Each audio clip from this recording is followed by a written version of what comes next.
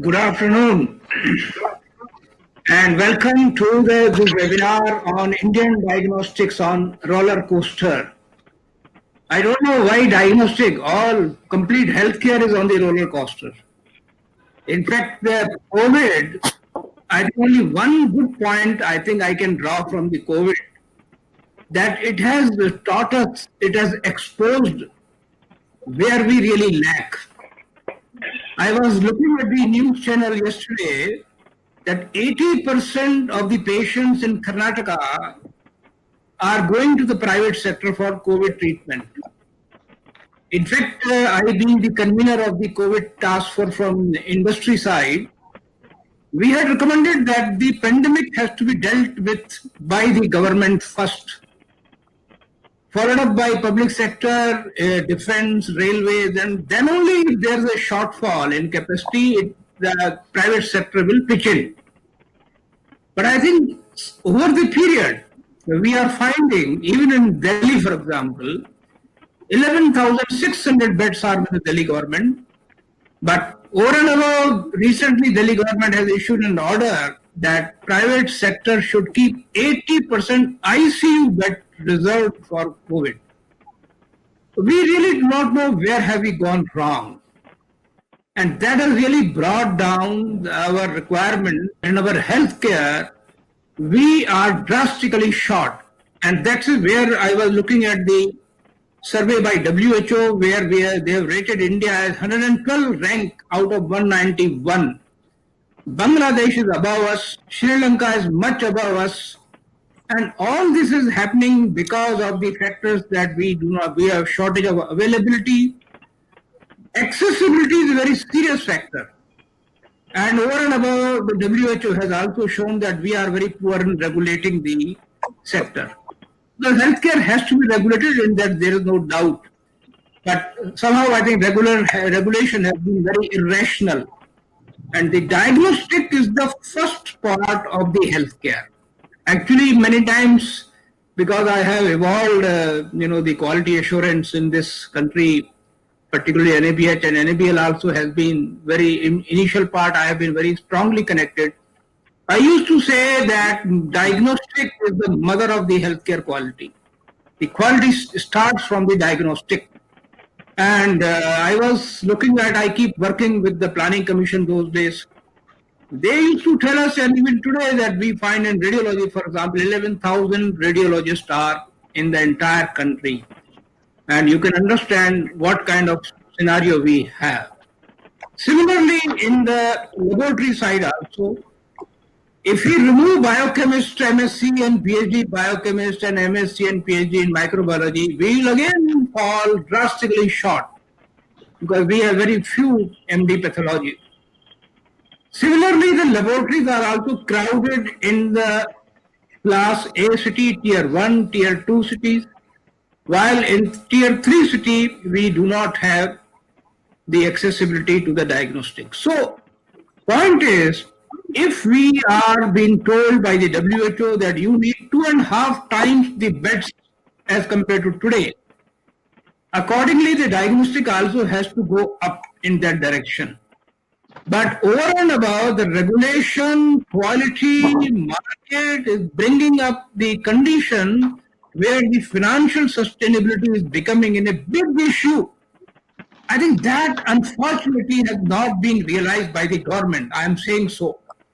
And I think sooner we understand this economics equation, that if you need quality, if you need patient safety, it is going to cost.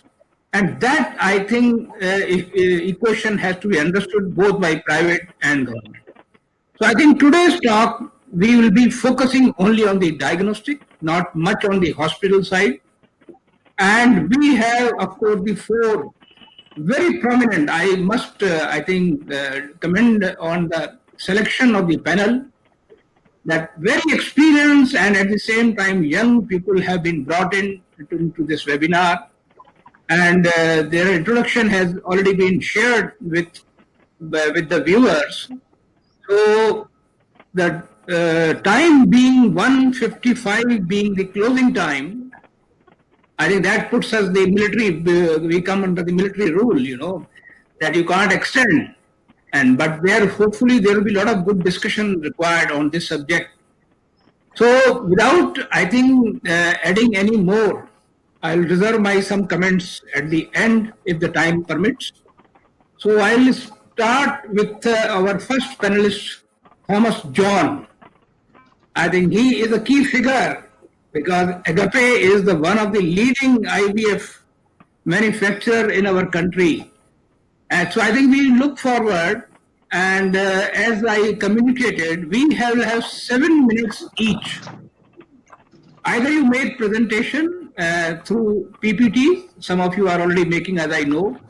Otherwise, you put up your points extempore. So, are you ready, Thomas John? I'm ready. I'm ready. Please, Thank you, Doctor. Thank you very much. Thank you, Doctor. Yeah, thank you, Dr. Gani, for good introduction. First of all, I'm Thomas John. I'm Managing Director of Agape Diagnostics Limited. We are a 25-year-old company, present in the IVD space in India, and we export to about 55 countries. First of all, let me thanks to the organizers of the today's program, that Global Healthcare Unity Summit.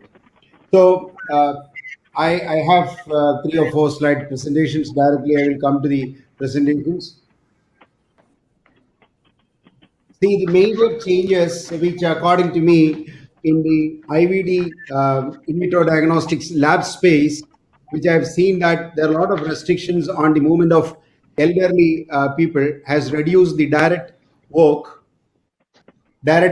in patients for standalone laboratories. That has created a drop in the estimations like diabetic profile and lipid profile. And same time, in the health checkup package also, almost totally stopped or very minimal in the corporate hospital and laboratory because of the restriction in the movement. And a lot of surgeries, especially in the summer vacation time, is postponed, and dental procedures also, it's reduced. So laboratories in the rural area, where we present more in that areas, was forced to lock down because of staff shortage and restrictions in the movement. As per the study, we expect that about 200 to 800 crores deficit or drop in the business in the initial period of this industry. And the visitors and patients in the hospital is dropped about 70 to 80%. I'm more to talk about the industry where I have little more knowledge. The IVD segment is, on the contrary, it is really growing and showing very good growth amidst the other economic segment. Huge market demand in the pandemic for COVID-19 test, especially in the PCR and the products which are coming in the rapid test for the COVID detection. Then there is a big demand of and a segment called nucleic acid extraction reagent and equipment. And we are quite strong in the COVID prognosis segments, where the specific protein estimations, D-dimer, ferritin, CRP, PCT, etc., the business has gone like anything. So there is a very good growth, and even the hematology segment also, we have observed a good growth. Industry witnessed a exponential rise in the Indianized manufacturers, especially in the molecular diagnostics products and other prognosis products like specific protein segment. Product diversification by local manufacturers, because we started manufacturing thermal scanners, then sanitizers, etc.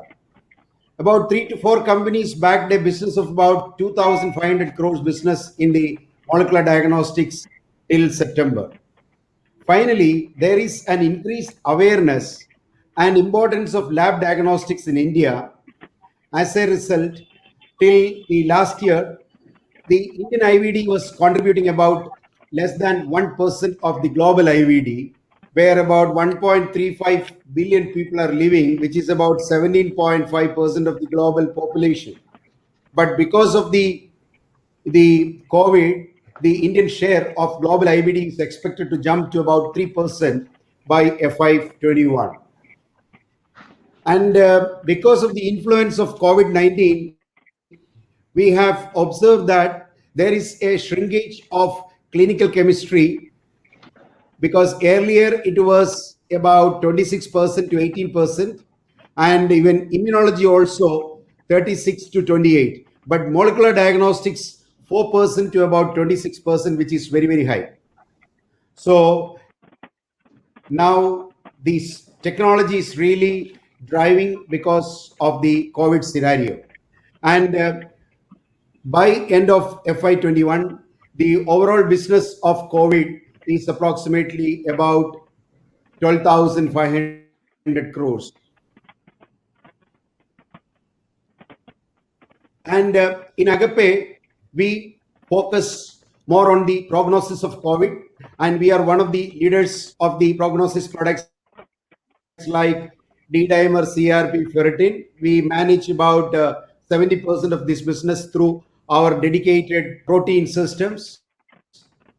And we have sold about 3 million tests of CRP and 1 million tests of D-dimer, and about 0.3 million tests of ferritin. So we are very much focused on the hematology also. Recently we have launched the first Indianized hematology analyzers called MISPA CountX. So Agape, we have understood. I think even other industrial partners also will accept or will recognize this. This is the time for local manufacturing. This is the time for thinking about bringing a lot of technologies within India so that our Indian populations can get the benefit. So we are definitely focused to that, and we wanted to address this by lot of local partnership with industry bodies as well as the technical institutions. Now we are planning to bring the lab-based COVID testing, which are in the process. Maybe within 2 weeks' time, we will be able to bring that. And there are a lot of many COVID-related products, like we are also planning to come with an antigen-based testing device for the COVID. So I am very clear that we wanted to represent the COVID scenario in a better way, where we can bring a lot of domestic products. So as the industrial partner, I think all the industrial friends or colleagues are focused on this, and I'm sure that this will give the advantage and benefits to the Indian populations. With this, I conclude. Thank you.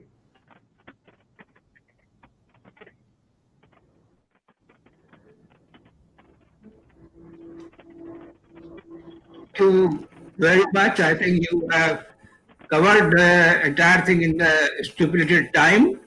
And now I turn to my another young colleague, Dr. Arjun Dam. Let me get into the pathology now. Now, Dan Laboratory, actually, I have been personally following for ages now. I think this lab established and created a niche market for itself, because Naveen, has been a man, who actually BC Roy awardee, and is known for the ethics and quality right from the beginning, which is was not easy. I used to see that this was the one lab in the north and another Roy and Trivedi lab used to be in the Calcutta. They had that different kind of approach.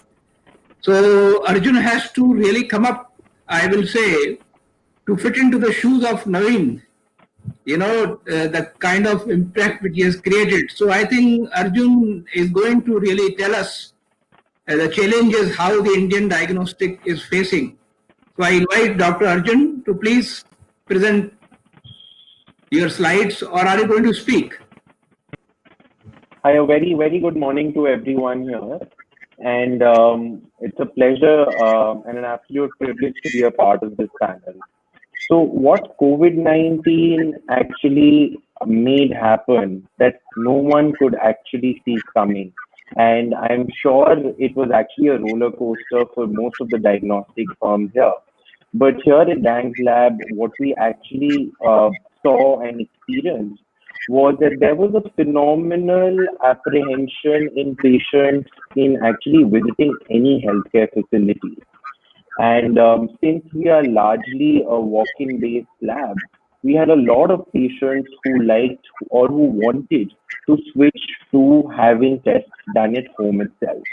Now, amidst the COVID pandemic, not only training our staff in a very robust manner regarding the infection control protocols, but also making an extremely seamless, paperless, online platform that is digital for the patients not only to book their testing but also to access results was the need of the hour. And I'm happy to say that we effectively have managed to do that. Apart from that, also what we had to embrace was medtech and introducing new technologies, new platforms to ultimately give a seamless experience to all our patients who actually wanted to get their tests done from home. Apart from this, also COVID has again taught us that patients are getting increasingly aware about health-related issues. Their knowledge is much more that was there in the past few years, and they actually recognize quality, and they also recognize that a lab test report is not just some values on a piece of paper, but it does dictate a majority of the management decisions that the doctors enforce.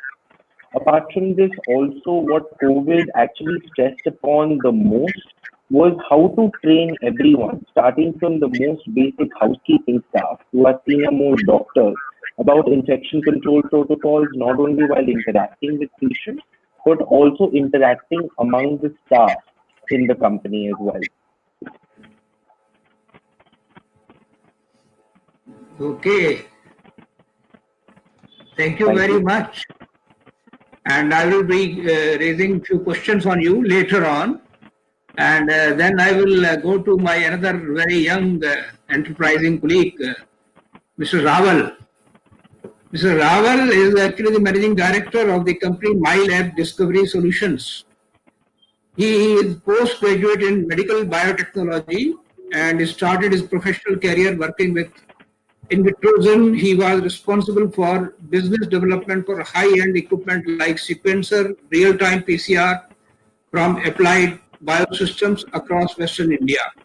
And I can see he also has worked in the BD, which is a very leading international company, and we helped them in boosting their market. So I think he is another kind of different, breed actually coming in front of us to speak on the subject today, Indian diagnostic on the roller coaster. And I think we look forward for what solution he is going to provide to us. Over to Hasmukh Rawal. Sure, sir. First of all, thank you, all the presenters as well as the organizer for arranging us. It is a privilege to talk to all the guys who have been leading this segment at different areas over this. I will just share my screen. Yes. So, of course, COVID has been catalyst and a roller coaster. When the journey has been a roller coaster over the last. So diagnostic before COVID was a very different domain when it is about awareness of masses, using of tests to different labs. Till date, we have been using traditional ways only to look at the disease, but while a high-end test was not readily available. Just to give you an idea, after like Mr. Amitabh Bachchan himself got infected with blood which was not tested correctly, so many people getting HIV, HPV through bloods, and they've been relying much on the serological test, while a major aspect like high-end test like molecular was highly ignored. Of course, there were many challenges like price, availability, awareness, and that is where we have been lacking. So, diagnostic before COVID, where molecular diagnostic, as I said, was very costly, limited, and inaccessible. very few laboratory could do such kind of tests. They were costly and they were very limited portfolio of testing solution around it. Awareness was also very less. Even the common man, they didn't know when they approach the labs which kind of tests are right or wrong or recommendable at different areas of prognosis. Media also have hardly reported or talked ever in terms of sensitivity or specificity of such testing solution. What I see is last 6 months have been a roller coaster where we could achieve what a country would have taken otherwise 60 years to ramp up to this level.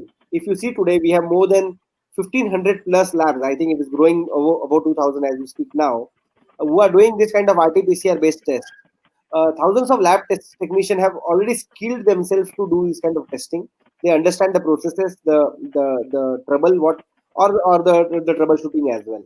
The large installation base of infrastructure will remain once installed today for years of the time to come. Now it is very accessible. There are so many Indian companies who have come across. We have Thomas sir as well, who have also entered into this domain, looking at the opportunity to serve the masses when India needs most. So there are so many companies which have been so strong in other domains have also entered in this. We ourselves have been first to launch RT-PCR test, antigen test. We also launched a benchtop molecular platform, which where the low investment, even at a rural area, you can do the test. Supply chain for molecular diagnostic solutions, be it a raw material, in process product, storage, handling, everything has been improved.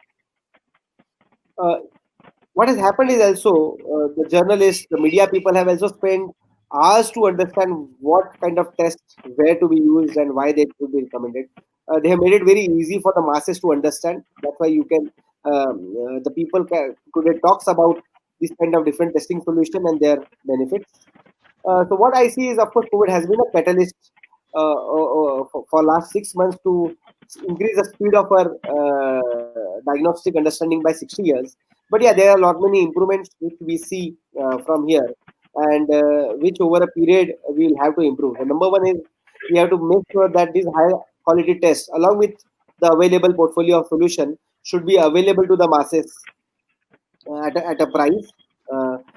Maintaining the quality while we increasing the quantity is very important. Also, ecosystem for innovation should be there with the right incentives. A lot of small startups have come up with the good ideas. The sector will ripe for innovation, and we need to capitalize it. Also, a solution should be accessible to everyone. Innovation in terms of automation, like what we have done in terms of Compact Excel, we reach masses, and we should make sure that even not only the tier A or tier B cities, but even the rural areas will get establishment to serve the testing solution for the masses. So that is where I believe there were early challenges we have converted into opportunities for the masses at a country level. Thank you. Yeah, we will have a little question.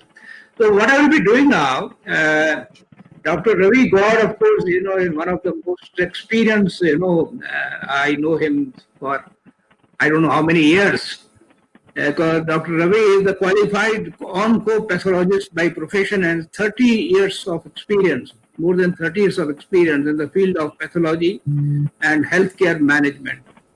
His core competence is pathology, molecular biology, immunology, personalized and precision medicine. These are the topics of the future, which he is actually already working, and evolving technology.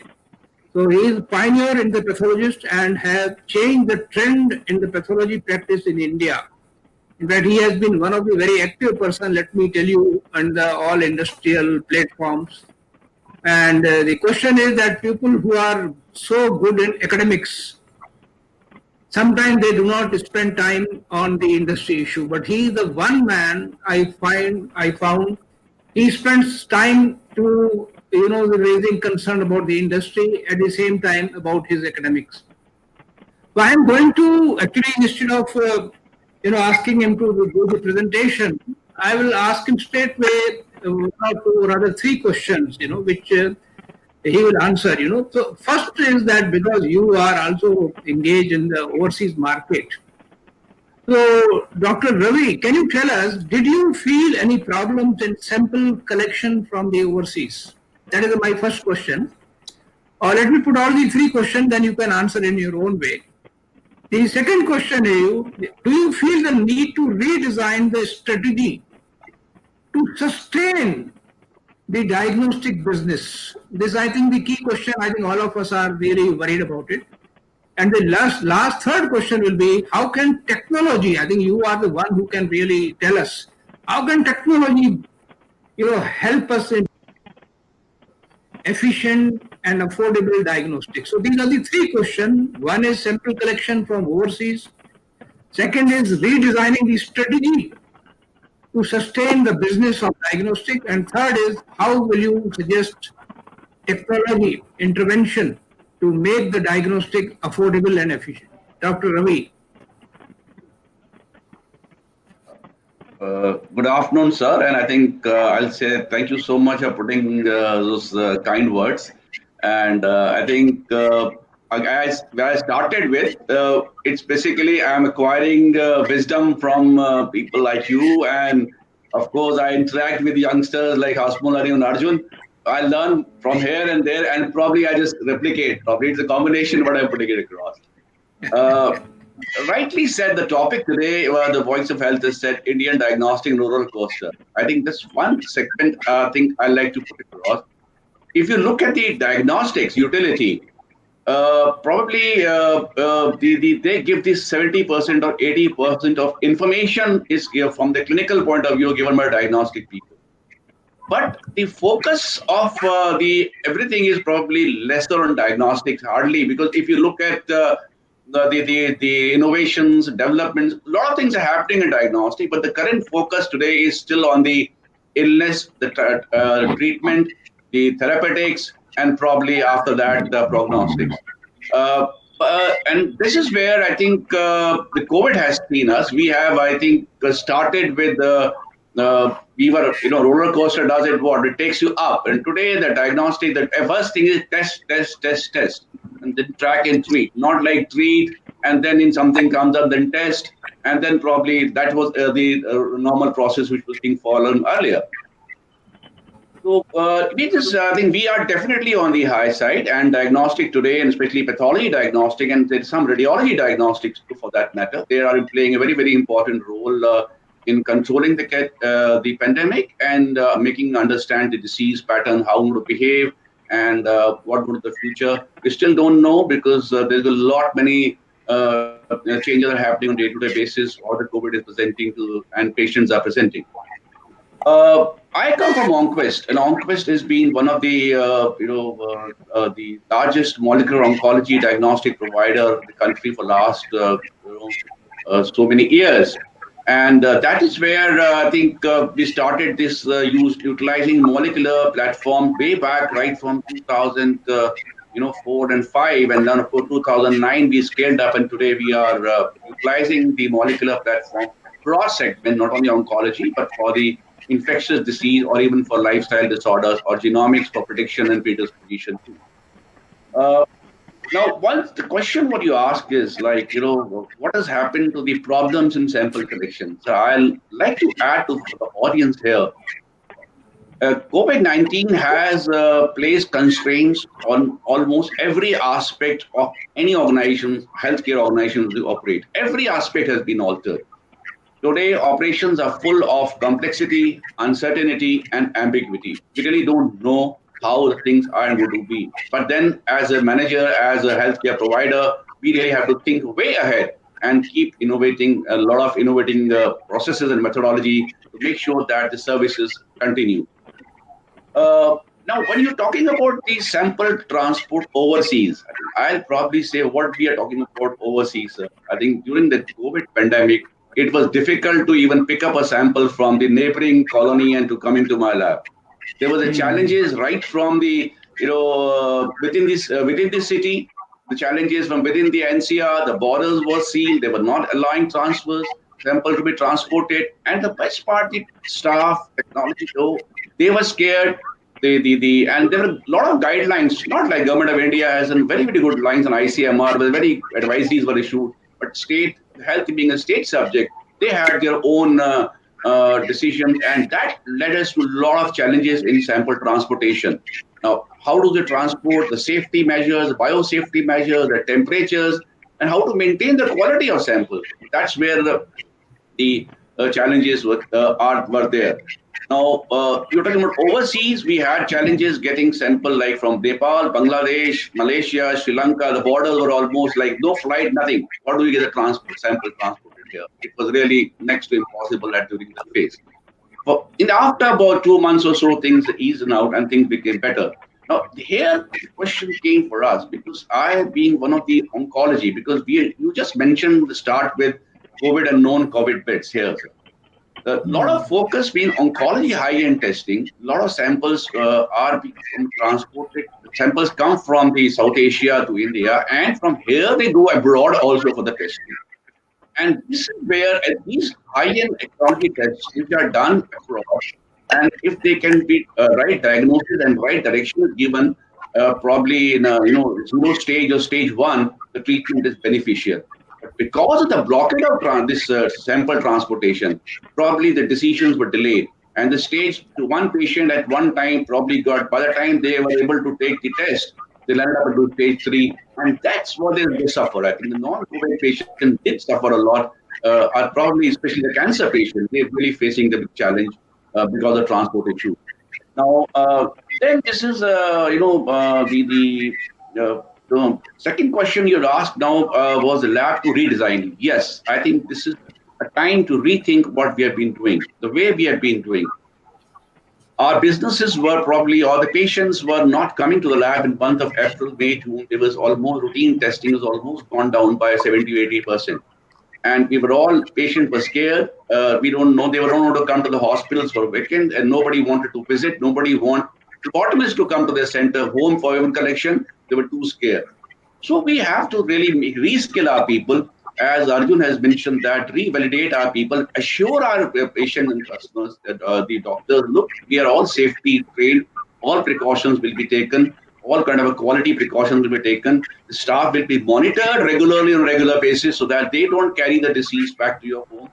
And then, the next thing also we have to now think is the continuous spectrum, wellness and illness today. Because today the testing is more or less still on the 90% illness oriented. You develop a symptom, you come with a disease. But I think COVID has taught us like early diagnosis, a very early diagnosis, and probably a correct diagnosis. So even the wellness, and you have to have a preventive health check. All these testing profiles have to be redesigned, rethought of, because during the lockdown period, a lot of non-COVID patients, especially senior citizens, or who had some comorbidity patient, they were not able to walk out. No exercise, no eating packed food, obesity was gone up, hormonal status, stress, anxiety, everything has changed. So I think all the profile packages, everything probably have to be redesigned and rethought of. And more pathologists, I will say that, really have to communicate more with their customer. They have to consult them, talk to them, make them aware of like what diagnostics can offer. Like Thomas has mentioned about CRP. I think the way the CRP has given us, utilized now today, is the inflammatory marker. I think even simple infection, viral fever, any CRP is being used in a big way. So these are very, very simple tests, easy tests, but they have to be integrated into our practice. I think that has shown the results today and is helping out a lot. So I think similarly for all NCDs, I think NCDs now has to be integrated together with your personal genomics. What's your genomics? How's your lifestyle? What are your eating habits? How much time you're doing exercises? And where you come from? And so, and what are your biochemical parameters? Put together now, I think the health checks, the preventive health checks to come up with a personalized score. What is the risk of this disease? I think this is where I think the change is going to happen, and is going to be good for a good. Now, the last question you asked is about the how technology and innovation can help to build up efficient rapid diagnostics. Yeah. So I think rapid diagnostics is definitely the going future, and history has shown us the limitations can actually drive innovation, and today that's going to happen. Healthcare providers must learn to incorporate new technology for diagnosis. For the simple reason that vaccination, drug treatment, and other containment efforts cannot be maximized unless emerging diseases are quickly identified. And that's where the rapid testing has come up into a very important play. The rapid testing advantages, challenges, we will not lie down to discuss here. This is not the platform, but there are big advantages. They are low cost, simple to operate, sensitive. Specificities definitely have to be taken into account. Stable at high temperature, on-site screening within the clinic. Because if you diagnose something after 72 hours and the patient, then probably the purpose is defeated. We need to do the testing as early as possible, as close to as individual, near patient or a point of care testing is very, very important. The new technologies what we're using today are now, they've been using for a past for lateral flow test, something like a card test. Then we have agglutination test. Then you have a dipstick test for urine, which we normally use. But now lab on chip has come up, microfluid, lab on chip, where more information, simple lab on chip, one drop, and multiple type of samples. Probably it's a saliva sample or a body fluid sample, your urine sample, can give you more information by utilizing this technology. Then the last important part is the conventional versus rapid molecular, because conventional is always culture. You got a culture comes in 42 hours, 72 hours, and then even 5 days or 7 days or 3 weeks. But today it is a rapid PCR, which has changed the scenario. I think molecular, point of care molecular, we can easily get reports from 2 hours to 8 hours, 10 hours, depending on the kind of test. So this is, I think these are the important technologies which is going to be a very, very used for future. They are being used in all aspects. Probably there's going to be much, much, much bigger use in future and going to come up in the practice. I'll sum up with this that a talent for following the ways of yesterday are not sufficient to improve the world of today. These are much more apt today. Understanding what is driving change is the first step, being able to prepare for it. Trying to slow down or stop that challenge is an illusion. Change has to happen. We have to adopt new practices. New roads and paths have to be developed. How they evolve, how they develop, and to change will shape the world of future for the good and the bad. That is what I would say. Thank you. I think great words of wisdom coming from Dr. Gaur. I have two simple questions from Thomas John. One is that Agape, as we know, is a leading IVD manufacturer. Did you feel any economic impact on the business? That is the question number one. And second is, do you suggest any regulatory framework changes by the government? These are the two questions. Please answer. Yeah, I come to the answer for the first question. In the initial days of the lockdown or pandemic, it's really affected to us. Maybe March, even though it was the last month of the last financial year, we lost about 20% of the business. But two of our main focus really helped us to overcome all these things, which we have taken last 5 years.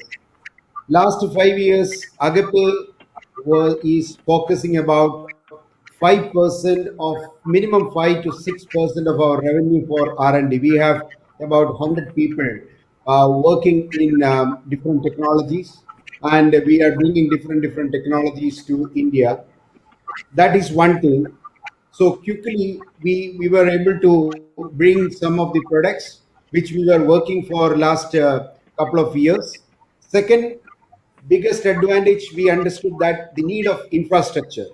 India is such a big country where 60 to 70,000 of laboratories, where about 5,000 village and mini metros.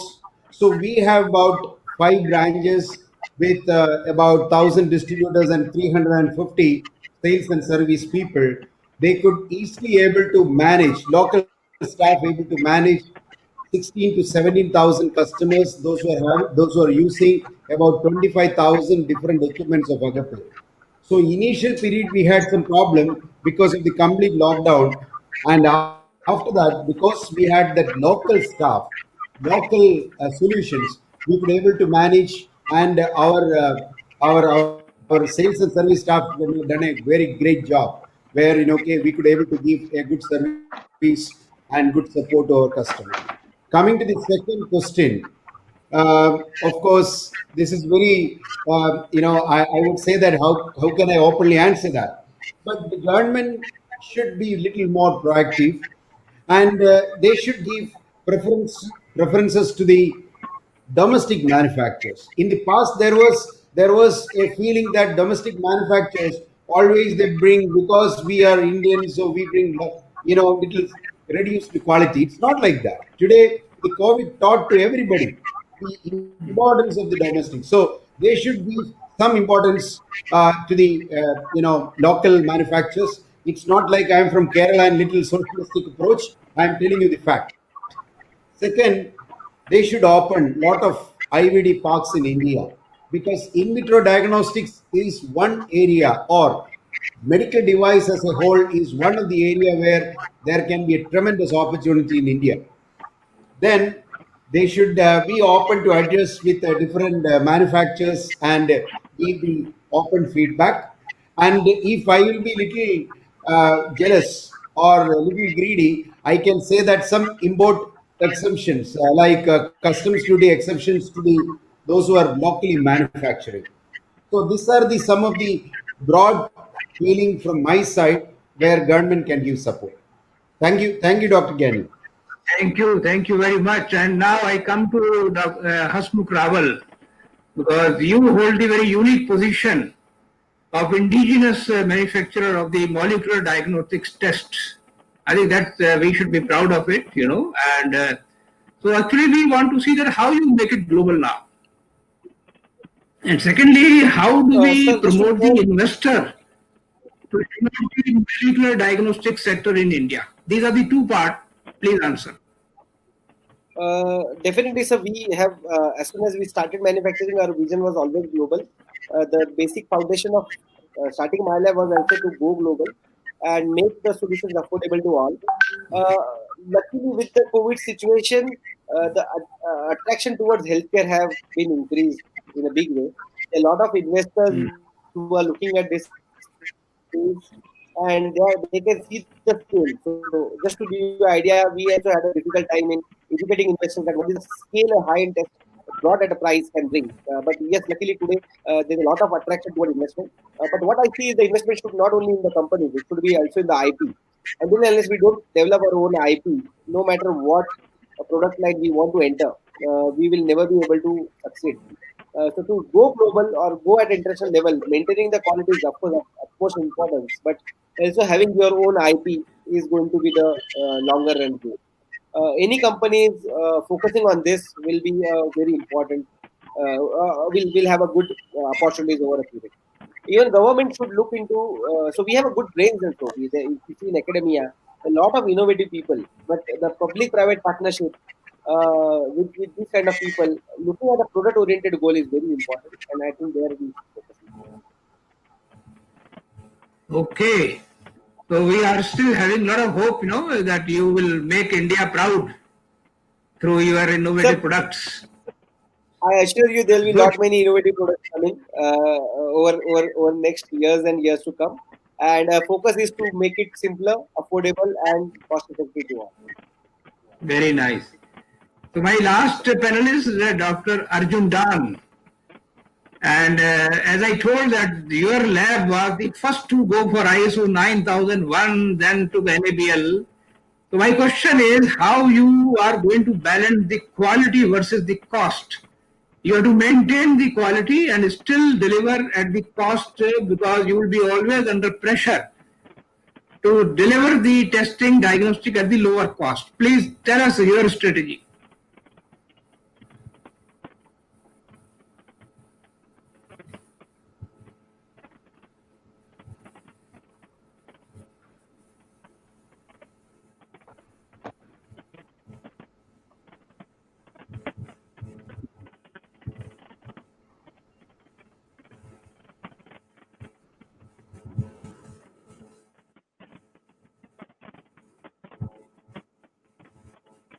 Thank you, sir. Thank you so much for that question.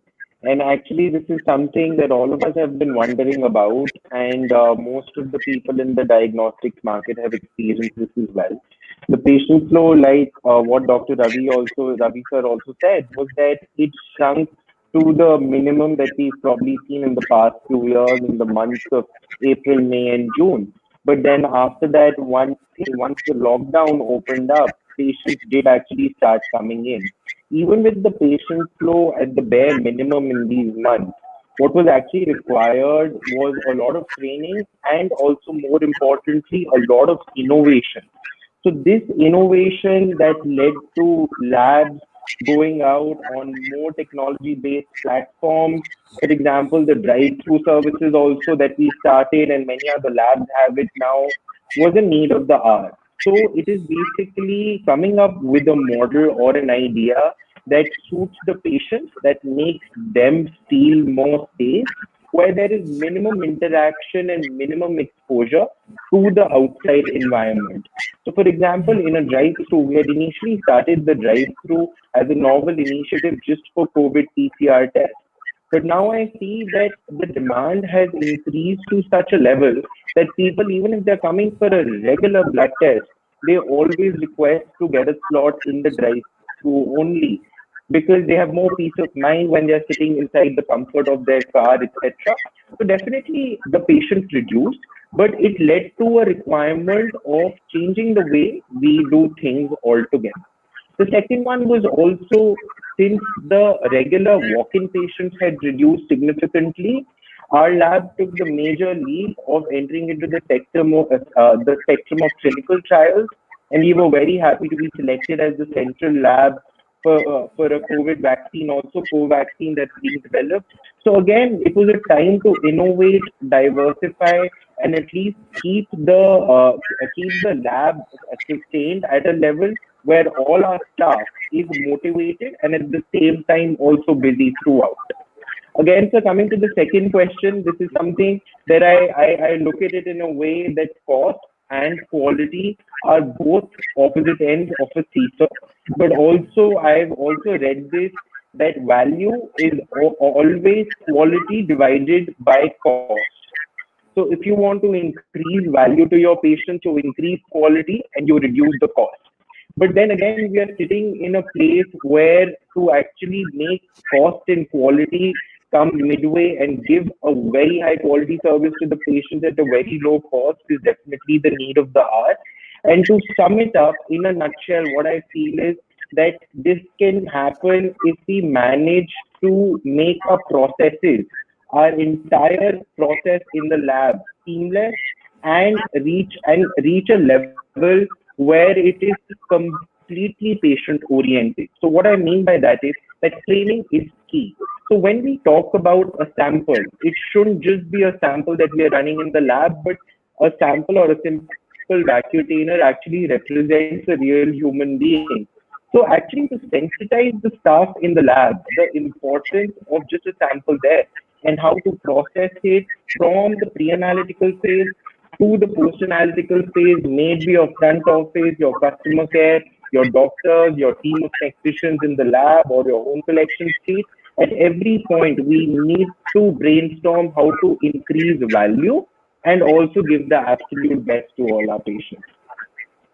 Thank you, sir. Very good answer coming from a young doctor. I think I'm very happy.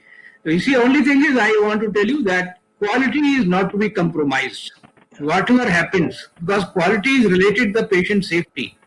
Only thing is, how can you reduce the cost is basically by improving the efficiency using technology, which Dr. Ravi Gaud and Hashmukh were telling you, that you have to use technology to improve the efficiency, but never ever compromise on the quality in the diagnostic, because that is the hallmark.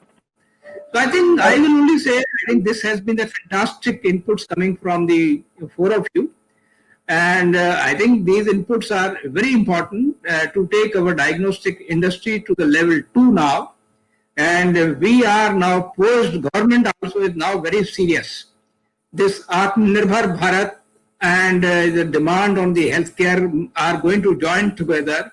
And we will have a lot of opportunity to innovate and intervene. And there is no question of any, financial unsustainability, because so much scope is there to expand. We are not gone into tier 3 markets, cities. We are not gone to rural cities. So once we have got more resources trained, I think that is where the constraint is coming. Doctors are not there. Forget doctors, even healthcare workers are not there. We are not being able to create the allied healthcare, commission, which has been pending in the parliament. There is a NMC now has been announced only yesterday. Now the nursing council also needs bit of revamping, and allied healthcare workforce also has to be brought. Once that comes into picture, I think India has got so much potential in terms of manpower. As I said, not only we will meet our own needs, maybe in next 5 years we will be able to supply the manpower, technology and services to the overseas market. So I think we have to look up now, and fantastic work is being done by the diagnostic, and bit of regulatory, I think interventions are required, which will be hopefully coming. And with that, I thought let us close, because we wanted to close at 1:50. And thank you once again. Thank you very much. We'll see you again. Thank you. Thank you. Thank you, sir. Thank you, everybody.